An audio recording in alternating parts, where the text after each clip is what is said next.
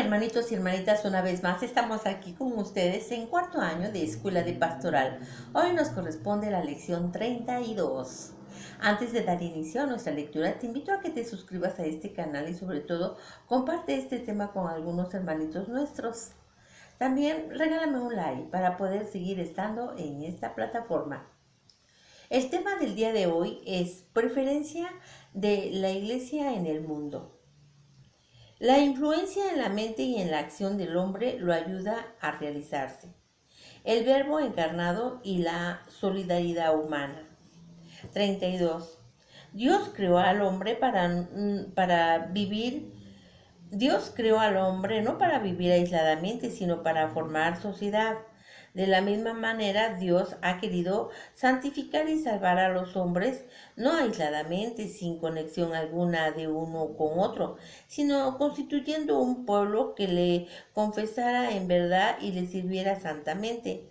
Desde el comienzo de la historia de la salvación, Dios ha elegido a los hombres no solamente en cuanto a individuo, sino también en cuanto a miembro de una determinada comunidad.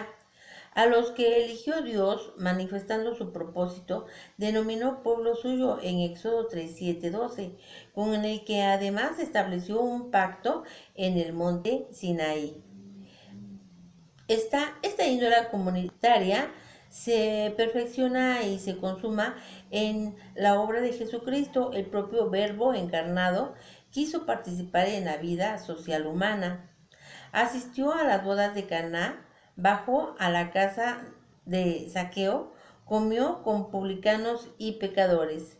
Reveló el amor del Padre y la excelsa vocación del hombre, evocado las relaciones más comunes de la vida social y sirviéndose del lenguaje y de las imágenes de la vida diaria corriente.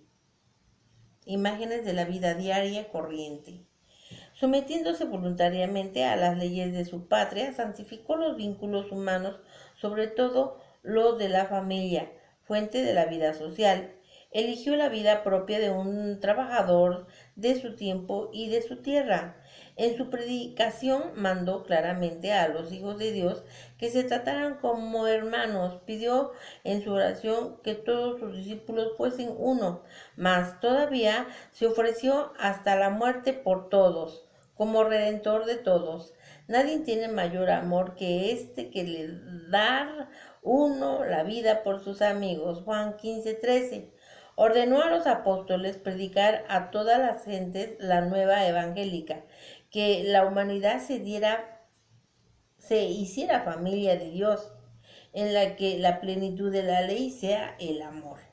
Primogénito entre muchos hermanos, constituye el don de su espíritu una nueva comunidad fraterna entre todos los que con fe y caridad le reciben después de su muerte y resurrección. Esto es, en su cuerpo, que es la iglesia, en la que todos los miembros, los unos con los otros, deben ayudarse mutuamente según la variedad de dones que se le hayan conferido. Esta solidaridad debe aumentarse siempre hasta aquel día en el que llegue su consumación y en que los hombres, salvados por la gracia, como familia amada de Dios y de Cristo hermano, darán a Dios gloria perfecta. En el capítulo 3, la actividad humana en el mundo. El planteamiento del problema 33. Siempre se ha reforzado el hombre con su trabajo y con su ingenio en perfeccionar su vida. Pero en nuestros días, gracias a la ciencia y a la técnica, ha logrado dilatar y sigue dilatando el campo de su dominio sobre casi toda la naturaleza y con ayuda sobre todo de aumento experimentado por diversos medios de intercambio entre las naciones. La familia humana se va sintiendo y haciendo una única comunidad en el mundo, de lo que resulta un gran número de bienes que ante el hombre esperaba alcanzar sobre todo de las fuerzas superiores, hoy los obtiene por sí mismo. Ante este gigantesco esfuerzo que afecta ya a todo el género humano, surgen entre los hombres muchas preguntas. ¿Qué sentido y valor tiene esa actividad? ¿Cuál es el uso que hay que hacer de todas estas cosas? ¿A qué fin debe entender los esfuerzos de individuos y colectividades? La Iglesia, custodio del depósito de la palabra de Dios, de que manan los principios en el orden religioso y moral, sin que siempre tengan a manos respuestas adecuadas a cada cuestión, desea unir a la luz de la revelación al saber humano para iluminar el camino recientemente emprendido por la humanidad. Valor de la actividad humana. 34. Una cosa hay cierta para los creyentes, la actividad humana individual y colectiva o el conjunto ingente de esfuerzos realizados por el hombre a lo largo de los siglos para lograr mejores condiciones de vida, considerando a sí mismo responder a la voluntad de Dios. Creado el hombre a la imagen de Dios, recibió el mandato de gobernar el mundo en justicia y santidad, sometiendo así a la tierra en cuanto en ella se contiene y de orientar a Dios la propia persona y el universo entero, reconociendo a Dios como creador de todo, de modo que con el sometimiento de todas las cosas al hombre sea admirable el nombre de Dios en el mundo. Esta enseñanza vale igualmente para los quehaceres más ordinarios, porque los hombres y mujeres, mientras produzcan el sustento para sí y su familia, realizan su trabajo en forma que resulte provechoso y en servicio de la sociedad. Con razón pueden pensar que con su trabajo desarrollan la obra del Creador, sirven al bien de sus hermanos y contribuyen de modo personal a que se cumplan los designios de Dios en la historia. Los cristianos, lejos de pensar que las conquistas logradas por el hombre se oponen al poder de Dios y que la criatura racional pretende rivalizar con el Creador, están, por el contrario, persuadidos de que las victorias del hombre son signos de la grandeza de Dios y consecuencia de su inefable designio. Cuanto más se acrecenta el poder del hombre, más amplia es su responsabilidad individual y colectiva, de donde se sigue en el mensaje cristiano. No aparta a los hombres de la edificación del mundo, ni los lleva a despreocuparse del bien ajeno, sino que al contrario les impone como deber el hacerlo.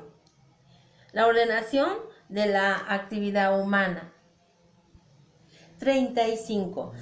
La actividad humana, así como procede del hombre, así también se ordena al hombre, pues éste con su acción no solo transforma las cosas y la sociedad, sino que se perfecciona a sí mismo, aprende mucho, cultiva sus facultades, se supera y se transciende. Tal superación, rectamente entendida, es más importante que las riquezas exteriores que puedan acumularse. El hombre vale más por lo que es que por lo que tiene. Asimismo, cuando llevan a cabo los hombres para lograr más justicia, mayor fraternidad y un más humano planteamiento en los problemas sociales, vale más que los progresos técnicos, pues dichos progresos pueden ofrecer, como si dijéramos, el material para la promoción humana, pero por sí solos no pueden llevársela a cabo. Por tanto, esta es la norma de la actividad humana, que, de acuerdo con los designios y voluntad divinos, sea conforme al auténtico bien del género humano y permita al hombre como individuo y como miembro de la sociedad cultivar y realizar íntegramente su plena vocación. La justa autonomía de la realidad terrena. 36. Muchos de nuestros contemporáneos parecen temer que por una excesiva e estrecha vinculación entre la actividad humana y la religión, sufra ambas la autonomía del hombre, de la sociedad o de la ciencia. Si por autonomía de la realidad se quiere decir que las cosas creadas y la sociedad misma gozan de propias leyes y valores que el hombre ha de descubrir, emplear y ordenar poco a poco, es absolutamente legítima esta exigencia de autonomía. No es sólo que la reclamen imperiosamente los hombres de nuestro tiempo, es que además respondan a la voluntad del Creador, pues por la propia naturaleza de la creación, todas las cosas están dotadas y consistente verdad y bondad propia de un propio orden regulado, que el hombre debe de respetar con el reconocimiento de la metodología particular de cada ciencia o arte. Por ello, la investigación metodológica en todos los campos del saber sí está realizada de una forma auténticamente científica y conforme a las normas morales. Nunca será en realidad contraria a la fe, porque las realidades profanas y las de la fe tienen su origen en un mismo Dios. Más aún, quien con perseverancia y humildad se esfuerza por penetrar en los secretos de la realidad, está llevando, aún sin saberlo, como por las manos de Dios, quien sosteniendo todas las cosas da a todas ellas el ser.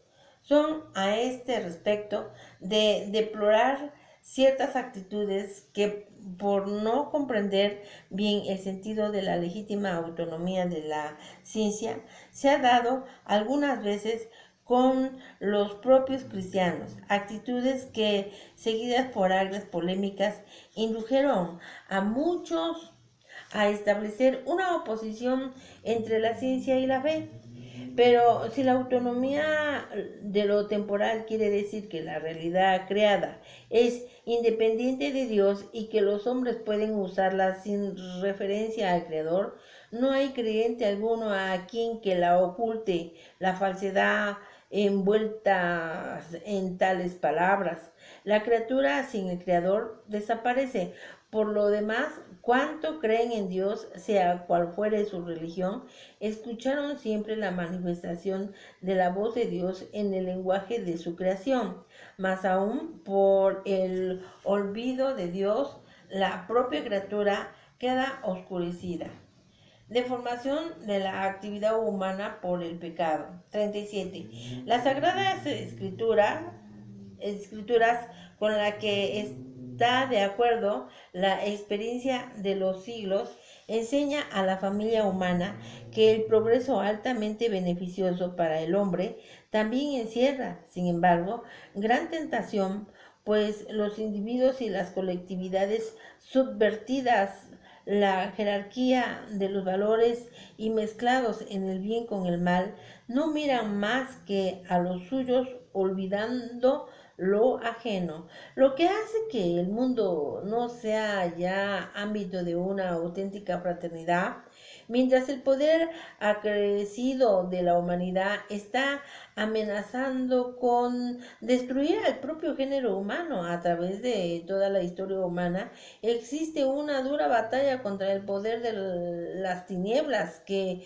iniciada en los orígenes del mundo, durará, como dice el Señor, hasta el día final.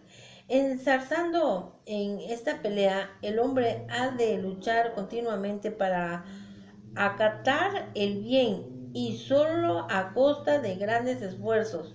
Con la ayuda de la gracia de Dios es capaz de establecer la unidad en sí mismo. Por ello, la Iglesia de Cristo, confiado en el designio del Creador, a la vez que reconoce que el progreso puede servir a la verdadera felicidad humana, no puede dejar de hacer oír la voz del apóstol cuando dice: no queréis vivir conforme a este mundo, en Romanos 12:2.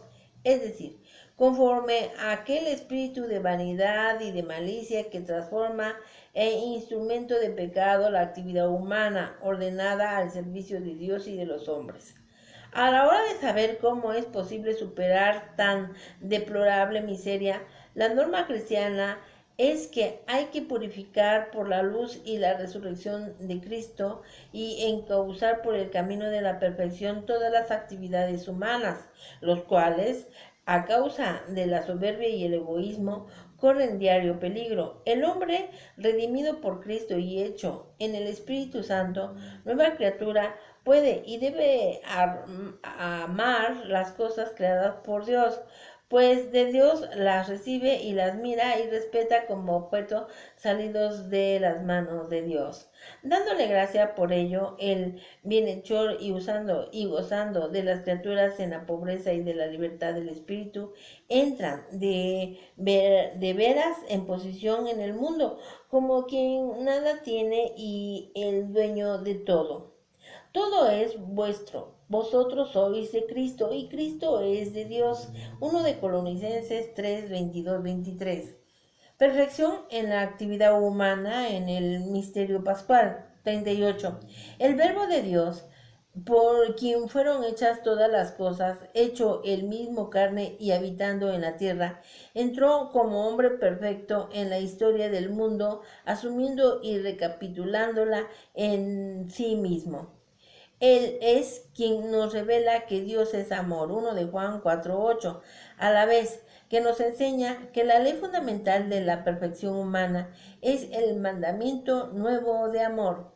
Así pues, a los que creen en la caridad divina les da la certeza de que abrir a todos los hombres los caminos del amor y fortalecerse por instaurar la fraternidad universal no son cosas inútiles. Asimismo, tiempo advierte que esta caridad no hay que buscarla únicamente en los acontecimientos importantes, sino ante todo en la vida ordinaria.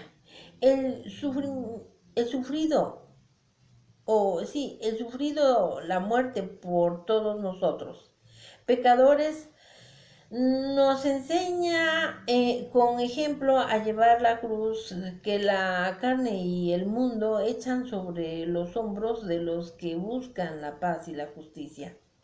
Constituido el Señor por su resurrección, Cristo, al que se le ha sido dada toda potestad en el cielo y en la tierra, obra ya por la virtud de su espíritu en el corazón del hombre, no solo desesperado el anhelo del siglo futuro, sino alentando, purificando y robusteciendo también con ese deseo a aquello generoso propósito con los que la familia humana intenta hacer más llevadera su propia vida y someter la tierra a ese fin.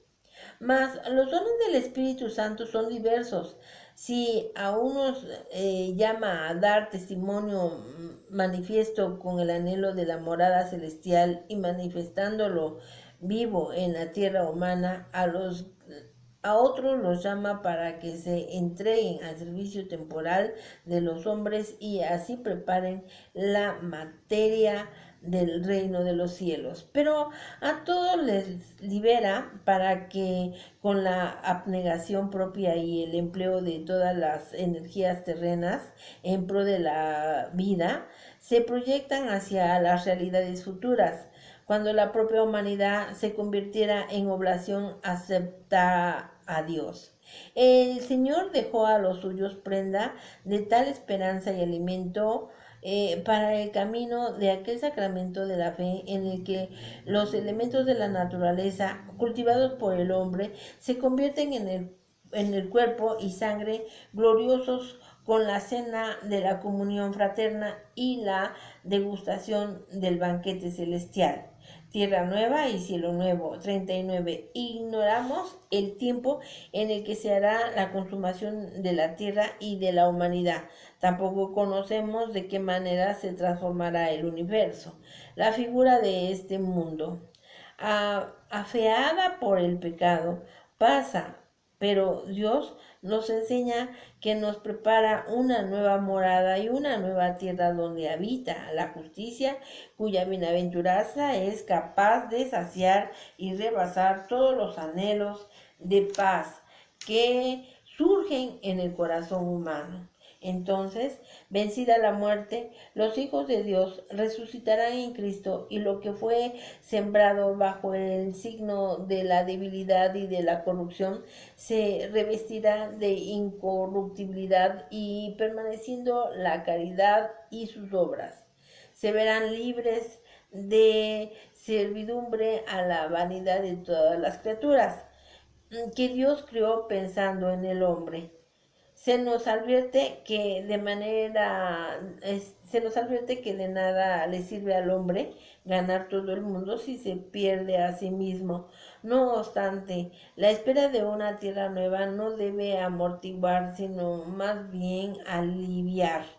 La preocupación de perfeccionar esta tierra donde crece el cuerpo de la nueva familia humana, el cual puede de alguna manera anticipar un vislumbre del siglo nuevo. Por ello, aunque hay que distinguir cuidadosamente el progreso temporal y el crecimiento del reino de Cristo, sin embargo, el número en cuanto puede contribuir a ordenar, mejorar la sociedad humana, interesa en gran medida el reino de Dios, pues los bienes de la dignidad humana, la unión fraterna y la libertad en la palabra, todos los frutos excelentes de la naturaleza y de nuestro esfuerzo, después de haberlos propagado por la tierra en el Espíritu del Señor y de acuerdo con su mandato, volveremos a encontrarlos limpios de toda mancha, iluminando y transfigurando, cuando Cristo entregue el Padre, reino eterno y universal,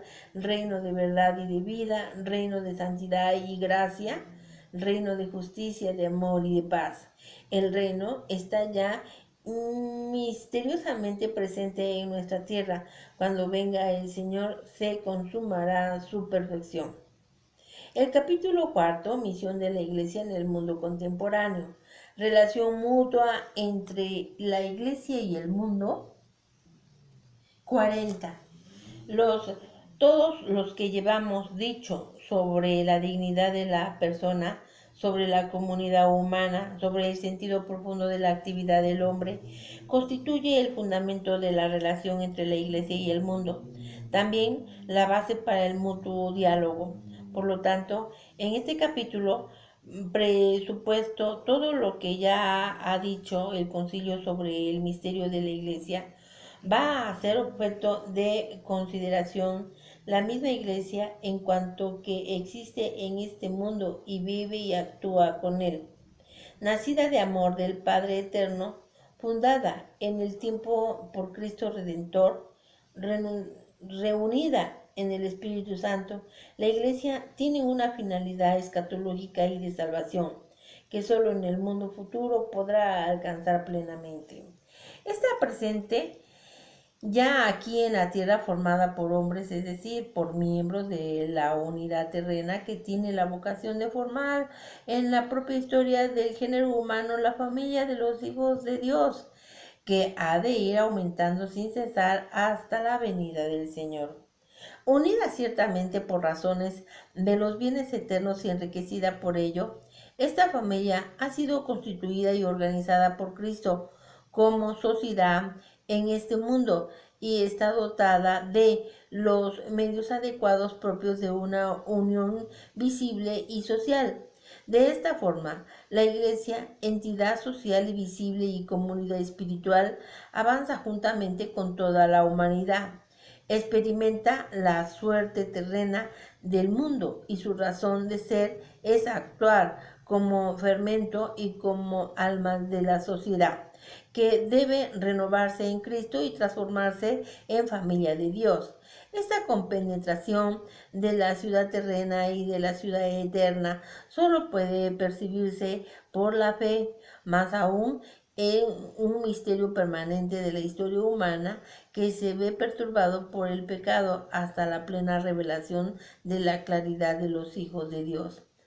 A buscar su propio fin de salvación, la Iglesia no solo comunica la vida divina al pobre, sino además confunde sobre el universo mundo, en cierto modo, el reflejo de la luz, sobre todo curando y elevando la dignidad de la persona, consolidando la firmeza de la sociedad y dotando a la actividad diaria de la humanidad por un sentido y de una significación mucho más profundos.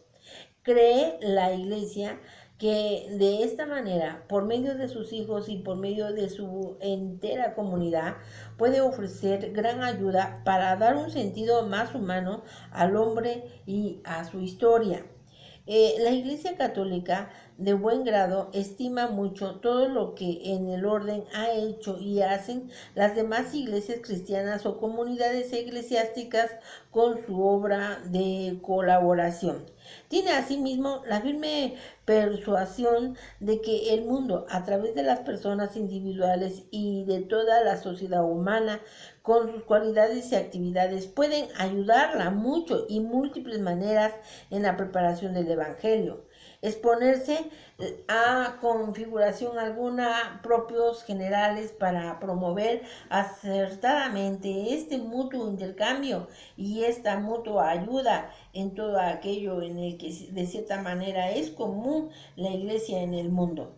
Ayuda a la iglesia, procura prestar a cada hombre. 41. El hombre contemporáneo camina hoy hacia el desarrollo pleno de su personalidad y hacia el descubrimiento y afirmación creciente de sus derechos. Como a la iglesia se le ha confiado la manifestación del misterio de Dios, que es el fin último del hombre. La iglesia descubre con ello el hombre en el sentido de la propia existencia, es decir, la verdad más profunda acerca del ser humano. Bien, sabe la iglesia que solo Dios, al que ella sirve, responde a las aspiraciones más profundas del corazón humano, el cual nunca se sacia plenamente con solo los alimentos terrenos. Sabe también que el hombre atraído sin cesar por el Espíritu de Dios nunca jamás será de todo indiferente ante el problema religioso, como lo prueban no solo la experiencia de los siglos pasados, sino también múltiples testimonios de nuestra época. Siempre deseará el hombre saber, al menos confusamente, el sentido de la vida, su acción y de su muerte. La presencia misma de la iglesia le recuerda al hombre tales problemas, pero es solo Dios quien creó al hombre y a su imagen y lo redimió del pecado, en el que puede dar respuesta cabal a estas preguntas, y ello por el medio de la revelación en su Hijo, que se hizo hombre. El que sigue a Cristo, hombre perfecto, se perfecciona cada vez más en su propia dignidad de hombre. Apoyada en esta fe, la Iglesia puede rescatar la dignidad humana del incesante cambio de opiniones que, por ejemplo, deprimen excesivamente o exaltan sin moderación alguna al cuerpo humano. No hay ley humana que pueda garantizar la dignidad personal y la libertad del hombre con la seguridad que comunica el Evangelio de Cristo confiado a la Iglesia. El Evangelio el Evangelio anuncia y proclama la libertad de los hijos de Dios, rechaza todas las esclavitudes que derivan de la última instancia del pecado, respeta sensatamente la dignidad de la conciencia y su libre decisión, advierte sin cesar que todo talento humano debe de reanudar al servicio de Dios y bien de la humanidad, encomienda finalmente a todos a la caridad de todos. Esto corresponde a la ley fundamental de la economía cristiana, porque aunque el mismo Dios es Salvador y Creador, e igualmente también el Señor de la historia humana y de la historia de la salvación, sin embargo, en esta misma ordenación divina ajusta autonomía de lo creado, sobre todo del hombre. No se supone o no se suprime, sino que más bien se restituye a su propia dignidad y se ve en ella consolidada. La Iglesia, pues, en virtud del Evangelio que se ha confiado, proclama los derechos del hombre y reconoce y estima en mucho el dinamismo de la época actual, que está promoviendo por todas las partes tales derechos. Debe, sin embargo, lograrse en este movimiento quede imbuido el espíritu evangélico y garantizando frente a cualquier apariencia de falsas autonomías. Acecha en efecto la tentación de juzgar que nuestros derechos personales solamente son salvados en su plenitud cuando nos vemos libres de toda norma divina. Por este camino, la dignidad humana no se salva, por lo contrario, perece. Bueno, hemos terminado la lectura del día de hoy, hermanitos y hermanitas. Antes de despedirnos, no se te olvide suscribirte a este canal, sobre todo comparte este tema con algunos compañeritos y regálame un like, es decir, una manita arriba. Bueno, pues espero que te la pases muy bien. Esta lectura la vamos a encomendar a todos nuestros hermanitos que pues de alguna forma están pasando algún momento difícil de salud, económico, moral o algún problema en especial. Bueno, pues nos estamos mirando para la próxima. Bye.